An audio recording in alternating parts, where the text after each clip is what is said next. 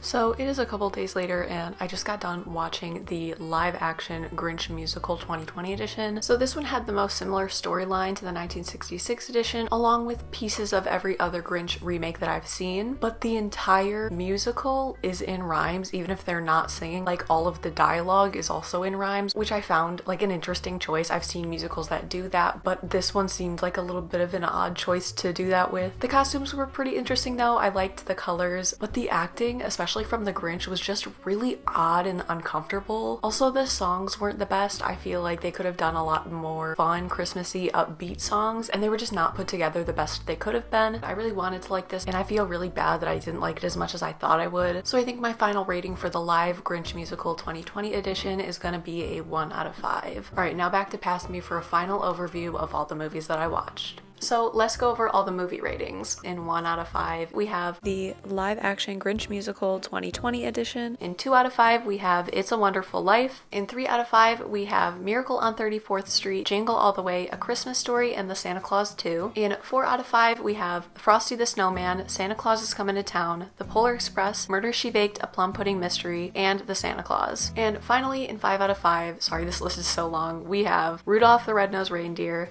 The Ultimate Christmas Present, Eloise at Christmas Time, Disney Sing-Along Songs, A Very Merry Christmas, 2002 edition, Felix Navidad, Elf, Santa Buddies, The Legend of Santa Paws, Home Alone, Prep and Landing 2, Naughty vs. Nice, The Santa Claus 3, How the Grinch Stole Christmas, Live Action 2000s edition, Dr. Seuss's How the Grinch Stole Christmas, Animated 1966 edition, and finally, The Grinch Animated 2018 edition. Now, out of these, the top 3 movies that I will be watching with my family on Christmas Eve are, drumroll please, Disney Sing-Along Songs, A Very Merry Christmas 2002 edition, Eloise at Christmas Time, and The Grinch Animated 2018 edition. So that is all I have for you guys this week. I really hope you enjoyed this video. It was a ton of work to put together, so if you liked it, make sure you give this video a thumbs up. Again, this whole video is just for fun, so please don't feel bad if I didn't like your favorite Christmas movie. These are all just my thoughts and opinions. If you haven't already, you should subscribe to my channel down below and turn on the bell notifications so you don't miss a thing. I hope you guys are having an amazing holiday season so far, and I hope these movies will help get you into the Christmas spirit. Stay safe, stay healthy, make good choices, and I will see you guys next week. Bye guys.